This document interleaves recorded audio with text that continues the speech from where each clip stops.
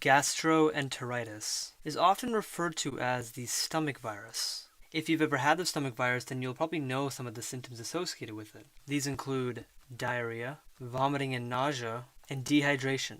What exactly is causing all these symptoms?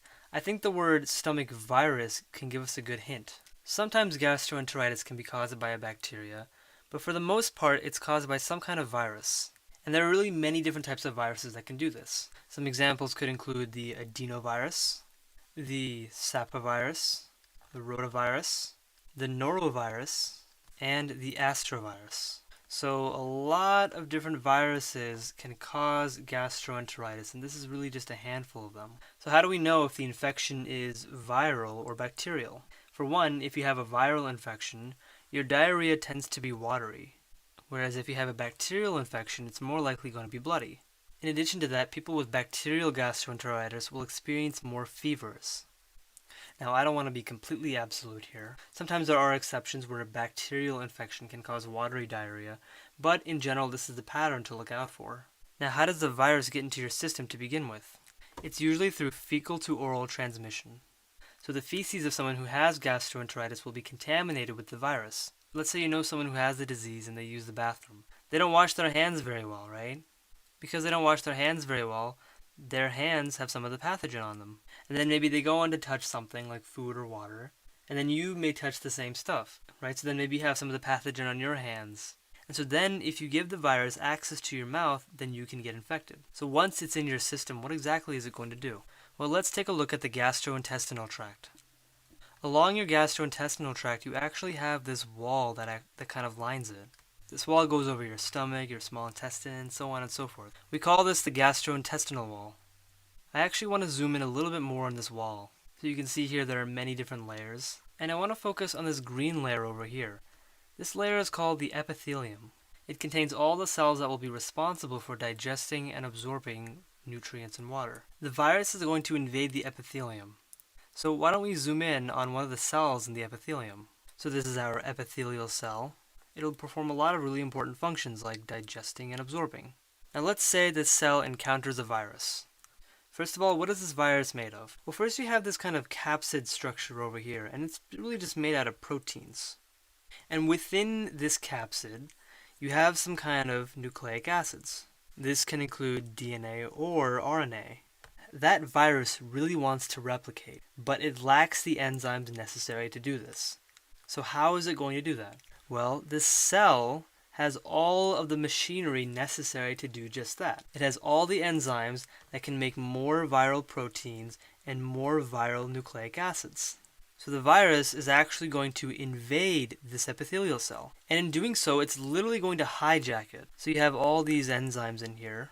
And these enzymes will be responsible for synthesizing things like DNA and proteins. So the virus is going to make use of those enzymes.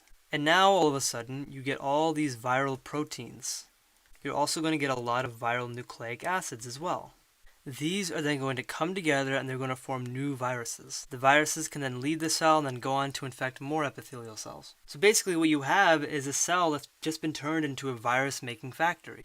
In addition to that, the virus is actually going to shut down many of the functions of the epithelial cell.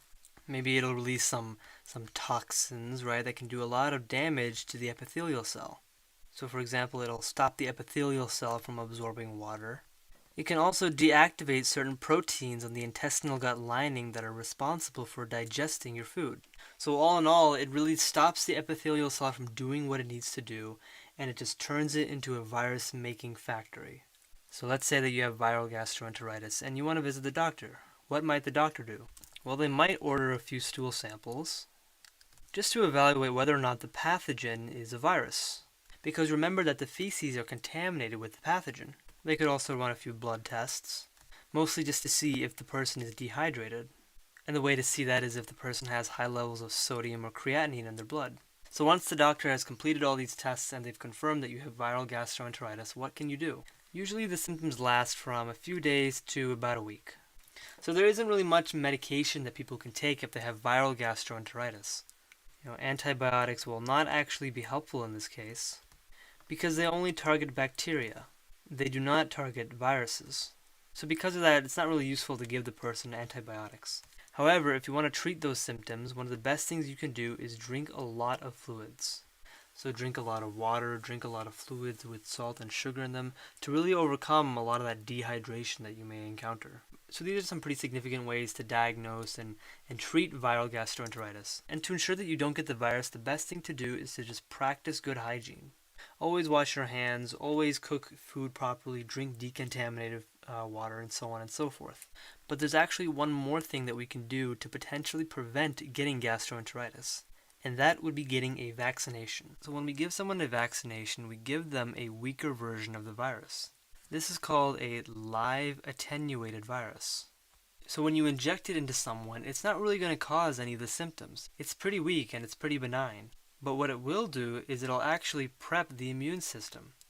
So the immune system may come along and it'll actually recognize this virus. And it basically just says, okay, we've seen this virus and now we know what it looks like. So that when the real thing comes along, we can stop it right away before it starts to cause any symptoms. So one thing to keep in mind is that we have a vaccination available for the rotavirus. So this vaccination is available in a lot of different countries, right?